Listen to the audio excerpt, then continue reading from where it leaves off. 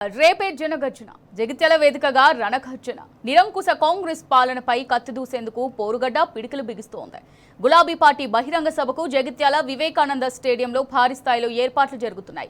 1,00,000 మందికి పైగా జనం తరలివచ్చే ఈ బహిరంగ సభ ఆరెంజ్ మేట్స్ ను నియోజకవర్గ బీఆర్ఎస్ నాయకులు దగ్గరుండి చూసుకుంటున్నారు. ఎవరికి చిన్న ఇబ్బంది కూడా రాకుండా పగడ్బందీగా ఏర్పాట్లు సాగుతున్నాయి. రేపు జరిగే భారీ బహిరంగ సభకు గులాబీ దళపతి కేసీఆర్ హాజరవుతారు. ఈ సభలోనే కాంగ్రెస్ సీనియర్ నేత మాజీ మంత్రి జీవన్ రెడ్డి బీఆర్ఎస్ పార్టీలో చేరుతారు. కేసీఆర్ ఆయనకు గులాబీ కండువా కప్పి సాధారణంగా పార్టీలోకి స్వాగతిస్తారు. ఇక ఇదే సభలో ఉమ్మడి కరీంనగర్ జిల్లా నుంచి వందలాది మంది కాంగ్రెస్ నాయకులు, వేలాది మంది కార్యకర్తలు కూడా గులాబీ పార్టీలో జాయిన్ కానున్నారు. బండెనక బండి కట్టి బయలుదేరేందుకు ప్రజలు సిద్ధమవుతున్నారు. ఇవన్నీ చూసే కాంగ్రెస్ పార్టీకి వణుకు మొదలైంది. సభకు ఆటంకాలు సృష్టించడానికి నక్కజిత్తులన్నీ ప్రయోగిస్తున్నారు కాంగ్రెస్ లీడర్లు. కానీ ఆ ట్రిక్లేవి చెల్లవని, సభను గ్రాండ్ సక్సెస్ చేసి తీరుతామని బీఆర్ఎస్ నేతలు చెబుతున్నారు.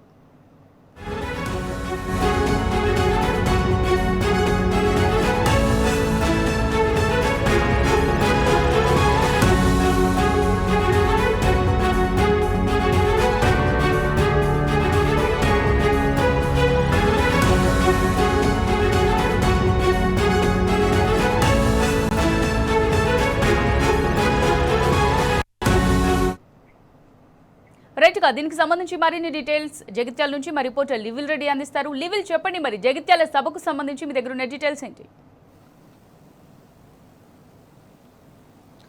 రేపు జగిత్యాల జరగనున్న ప్రజా ఆశీర్వాద సభకు జగిత్యాలంతా కూడా ముస్తాబైపోయింది. జగిత్యాల పట్టణం అంతా గులాబీమయమైపోయింది. ఆ జగిత్యాల సరౌండింగ్ రహదారులన్నీ కూడా జగిత్యాల ప్రజా ఆశీర్వాద సభ వైపే చూస్తున్న పరిస్థితి కనిపిస్తుంది. ఏదైతే మాజీ మంత్రి జీవన్ రెడ్డి రేపు బీఆర్ఎస్ పార్టీలో జాయిన్ అవుతున్న నేపథ్యంలో బీఆర్ఎస్ అధినేత కేసీఆర్ రేపు జగిత్యాల ప్రజా ఆశీర్వాదకి సభకు హాజరు కానున్నారు. అయితే ప్రధానంగా రాష్ట్రంలో 2.5 సంవత్సరంలో పూర్తిగా పాలన పడికేసింది. ప్రజాపాలన అని చెప్పుకునే పాలన అంతా కూడా ఇవాళ ప్రజా వ్యతిరేక పాలనగా కొనసాగుతుంది. ఇవాళ రైతు అంతా కూడా అరిగోసపడుతున్న పరిస్థితి కనిపిస్తుంది. 420 హామీలతో అధికారంలోకి వచ్చిన కాంగ్రెస్ ప్రభుత్వం ఇవాళ అరిచేతిలో వైకుంఠం చూపిస్తున్న పరిస్థితి కనిపిస్తుంది.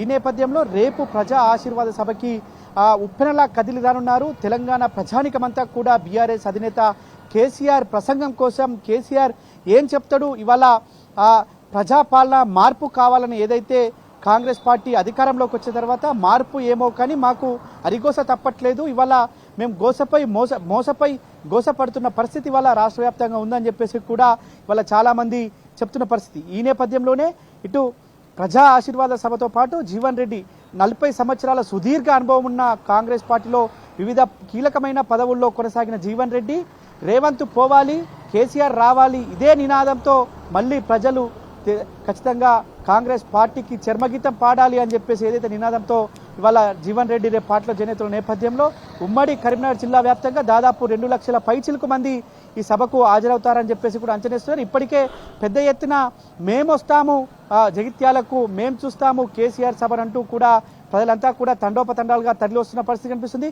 రేపు సాయంత్రానికి జరిగే ఈ సభ మరొక ఈ కాంగ్రెస్ వైఫల్యాలను, కాంగ్రెస్ మోసాలను, కాంగ్రెస్ ఏదైతే చెప్పిన హామీలు అమలు చేయలేదు కనుక ఖచ్చితంగా రేవంత్ యొక్క వ్యతిరేకత, రేవంత్ ప్రజల వ్యతిరేకతను రేపు ఈ సభ సాక్షిగా మరొకసారి బట్టపయలు కానుంది. అయితే ఈ సభ రేపు కేసీఆర్ వస్తారు, జగిత్యాలలో సభ పెడుతున్నారని తెలిసి ముందస్తుగా కాంగ్రెస్ పార్టీ డైవర్షన్ రాజకీయాలకు తెరలేపింది. అందులో భాగంగానే ఏదైతే తెలంగాణ వరప్రదాయిని కాళేశ్వరం ప్రాజెక్ట్ అయిన కాళేశ్వరం ప్రాజెక్టును వారు కూలేశ్వరం ప్రాజెక్టును ఎన్ని రోజులు జపించి వాళ్ళ మళ్ళీ ఆ కాళేశ్వరం ప్రాజెక్టును మేము ఖచ్చితంగా రిపేర్ చేస్తాం, తెలంగాణ ప్రజలకు అదే వరప్రదాయం అని చెప్పేసి రేపు కాళేశ్వరానికి ముఖ్యమంత్రి టూర్ కావచ్చు, ఆ పక్కనే బహిరంగ సభ చేసి రైతాంగానికి రైతు భరోసా నిధులు విడుదల చేస్తామని చెప్పేసి వాళ్ళ చెప్పడం అంటే కాంగ్రెస్ పార్టీ వైఫల్యాలను కేసీఆర్ సభను చూసి వణుకు పుట్టింది. కాంగ్రెస్ యొక్క మోసాలు కేసీఆర్ జనంలోకి వచ్చేసరికి బట్టబయలవుతాయి. ఇవాళ ఏ ముఖం పెట్టుకొని మనం జనంలోకి పోతాం, ఖచ్చితంగా కేసీఆర్ రేపు మనం నిలదీస్తాడు అనే ఒక ఉద్దేశంతో వాళ్ళు కాళేశ్వరం బాట పట్టారు, ఇటు రైతు భరోసా నిధులకు విడుదల చేస్తామని చెప్పేసి ప్రకటన చేస్తున్నారు. అంటే కాంగ్రెస్ అంటే ఖచ్చితంగా మోసాలు, కుట్రలు, కుతంత్రాలతో పాటు ఇప్పుడు భయం కూడా కాంగ్రెస్ పార్టీలో కనిపిస్తుంది. అదే రేపటి కేసీఆర్ పర్యటన నేపథ్యంలో రేవంత్ రెడ్డి పర్యటన చేయడం అనేది ముమ్మాటికి బీఆర్ఎస్ అధినేత కేసీఆర్ జనరంగంలోకి వస్తున్నాడు, మమ్మల్ని నిలదీస్తాడు అని చెప్పేసి వాళ్ళ రైతు భరోసా నిధులు విడుదల చేస్తామని. అంటే ప్రధానంగా రైతాంగానికి పంట పెట్టుబడి సాయం కింద పంటలేసే ముందు అంటే పంటలేసే కాలానికి రైతు భరోసా కింద నిధులు ఇస్తారు. రైతు భరోసా నిధులలో పాటు రైతాంగానికి ఒక పెట్టుబడి సాయం కింద ఇస్తారు. కానీ ఇవాళ కాంగ్రెస్ ప్రభుత్వం రైతుకు ఇప్పటికే పంట చేతికొచ్చింది, కళ్ళాల్లోకి వడ్లొచ్చాయి, రైతులకు ఆ పంట చేతికొచ్చే పరిస్థితి, బోనస్ వేసే పరిస్థితిలో వాళ్ళ రైతు పెట్టుబడి సాయం కింద వేయాల్సిన రైతు భరోసా వేస్తానని ప్రగల్భాలు పలకడం అంటే కాంగ్రెస్ యొక్క దుర్బుద్ధి, కాంగ్రెస్ యొక్క మోసపూరిత వైఖరి మరొకసారి స్పష్టమైంది. అంటే ప్రజాక్షేత్రంలోకి బీఆర్ఎస్ అధినేత కేసీఆర్ వస్తుందంటే వణుకు పుట్టింది. గతంలో సిద్దిపేటలో సైతం ఏదైతే మొదటి విడత రైతు భరోసా మేము ప్రజాక్షేత్రంలోకి వెళ్తాం, రైతు భరోసాతో రైతులంతా నిలదీస్తున్నారని చెప్పేసి నిలదీస్తే ఎక్కడైతే సిద్దిపేట నియోజకవర్గంలోని నర్మెట గ్రామంలో ఆనాడు మొదటి విడత రైతు భరోసా తూతూ మంత్రంగా విడుదల చేసి చేతులు దులుపుకున్నారు. దీన్ని పక్కన పెట్టేద్దామని అనుకున్న తరుణంలో ఇవాళ స్వయంగా కేసీఆర్ రంగంలోకి దిగడంతో చేతులు దులుపుకున్న రేవంత్ ఇవాళ రైతు భరోసా నిధులు వేస్తామని మళ్ళీ మాటలు చెప్పడం అంటే బీఆర్ఎస్ అధినేత కేసీఆర్ కంటే ఖచ్చితంగా తెలంగాణలో భయం, అంటే ఖచ్చితంగా కాంగ్రెస్ ప్రభుత్వం వైఫల్యాలను ఎత్తి చూపుతాడు. రేపు రైతు సంక్షేమమే ధ్యేయంగా పనిచేసిన కేసీఆర్ రణరంగంలోకి వస్తే మన భవితవ్యం ఏంది, మనను రేపు పొద్దున కళ్ళాల దగ్గరికి వెళ్తే తరిమి కొడతారని ఒక దుర్బుద్ధితో రేపు రైతు భరోసా నిధులేస్తామని నిన్న ప్రకటించడం చూస్తుంటే ఖచ్చితంగా ఇవాళ కాంగ్రెస్ ప్రభుత్వం వైఫల్యాలు, కాంగ్రెస్ ప్రభుత్వం మోసాలు, వారి చేష్టలు అన్నీ కూడా కనిపిస్తున్నాయి. గతంలో నల్గొండలో సభ పెడతామంటే ఏదైతే కృష్ణా జలాలపైన ఒక లేఖ రాసి కృష్ణా జలాలపైన ఒక అడవిడి చేశారు. అంటే ఎక్కడ కేసీఆర్ సభ పెడతా దానికి డైవర్షన్ పాలిటిక్స్ చేస్తామని చెప్పేసి వాళ్ళ కాంగ్రెస్ ప్రభుత్వం చూస్తుంది. ఇవన్నీ అయినప్పటికీ కూడా ప్రజల నుంచి వచ్చే స్పందన చూస్తుంటే నా భూతో నా భవిష్యత్ అనే విధంగా రేపు సభ జరగనుంది. పెద్ద ఎత్తున వాళ్ళ ఉమ్మడి కరీంనగర్ జిల్లానే కాదు, ఉమ్మడి మెదక్ జిల్లా కావచ్చు, ఇటు ఉమ్మడి నిజామాబాద్ జిల్లా కావచ్చు, ఉమ్మడి ఆదిలాబాద్, ఇటు ఉమ్మడి వరంగల్ జిల్లాల ప్రజలు కూడా రేపు కేసీఆర్ సభకు మేము స్వచ్ఛందంగా వెళ్తాం, మాకు కేసీఆర్ సభ ఖచ్చితంగా చూడాలి, కాంగ్రెస్ ప్రభుత్వం యొక్క వైఫల్యాలను ఎండగడతాడు, కాంగ్రెస్ ప్రభుత్వం యొక్క ఇలా మోసాలను ఎండగడతాడు అని చెప్పేసి సభకు రావడానికి సిద్ధంగా ఉన్నారు. ఎన్ని ఆటంకాలు సృష్టించినా, ఎన్ని అడ్డంకులు సృష్టించినా ఖచ్చితంగా సభకు వెళ్ళి తీరుతాం. మాకు ఆర్టీసీ బస్సులు వేసినా వేయకపోయినా మేము కాలినడకనైనా సభకు వెళ్ళి తీరుతామంటూ కూడా ఇప్పటికే చాలా గ్రామాల ప్రజలు శపథం చేస్తున్న పరిస్థితి కనిపిస్తుంది. రేవంత్ పోవాలి, కేసీఆర్ రావాలనే నినాదం ప్రజల్లోకి తీసుకెళ్లాలంటే రేపటి సభలో ఖచ్చితంగా మేము అందరం పాల్గొనాలి.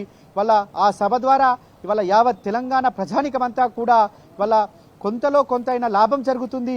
ఇవాళ తెలంగాణ పట్ల సోయిలేని ముఖ్యమంత్రి ఉన్నాడు, తెలంగాణ పట్ల అస్తిత్వం తెలియని ముఖ్యమంత్రి ఉన్నాడు. నిన్న పార్లమెంట్లో ఒక ఎంపీ మాట్లాడిన మాటలు కూడా ఖండించలేని దుర్మార్గుడి వల్ల మన ముఖ్యమంత్రిగా ఉన్నాడని చెప్పేసి కూడా ప్రజలంతా ఇవాళ ముక్కున వేలేసుకొని ప్రజలంతా కూడా ఇవాళ చర్చ చేస్తున్నారు. ఇవాళ నిన్న ఒక కాంగ్రెస్ పార్టీకి సంబంధించిన ముఖ్యమంత్రిగా ఉండి ఎన్డీఏ కూటమి ఎంపీల మీటింగ్కి వెళ్ళినట్టునే తెలంగాణపై ఏమాత్రం సోయుందో, తెలంగాణపై అతనికి ఎంత ప్రేమ ఉందో వాళ్ళు చెప్పగానే చెప్తున్నాడు. అంటే ఖచ్చితంగా యావత్ తెలంగాణ ప్రజానికమంతా కూడా కేసీఆర్ సభ కోసం, కేసీఆర్ ప్రసంగం కోసం 1000 కళ్ళలో వేస్తున్న పరిస్థితి. ఈ నేపథ్యంలో ఇవాళ జగిత్యాల సరౌండింగ్ అంతా కూడా గులాబీమయమైపోయింది, గులాబీ జెండాలతో రెపరెపలాడుతుంది. నేను పోతా జగిత్యాల సభకు, నేను పోతా జగిత్యాల జనగర్జన కంటూ కూడా ఇవాళ నలుమూలల నుంచి జగిత్యాలకు తరలి రావడానికి సిద్ధంగా ఉన్నారు. రేపు సాయంత్రం 5 గంటలకు కేసీఆర్ జగిత్యాల సభా ప్రాంగణం చేరుకుంటారు. సభా ప్రాంగణంలో యావత్ తెలంగాణ సమాజాన్ని, తెలంగాణ రైతాంగాన్ని, తెలంగాణ ప్రజల కష్టాలని ఇవాళ జగిత్యాల జనగర్జన నుంచే జంగు సైరను మోగిస్తారని చెప్పేసి కూడా ఇప్పటికే నాయకులు చెప్తారు. యావత్ జగిత్యాల ప్రాంతం అంతా కూడా గులాబీమయమైపోయింది, సభా ప్రాంగణం అంతా కూడా సిద్ధమైంది. రేపు బీఆర్ఎస్ అధినేత కేసీఆర్ రాక కోసం వాళ్ళ యావత్ తెలంగాణ అంతా కూడా ఎదురు చూస్తున్న పరిస్థితి కనిపిస్తుంది. అమూల్య. రైట్, థ్యాంక్ యూ లీవిల్ రెడ్డి.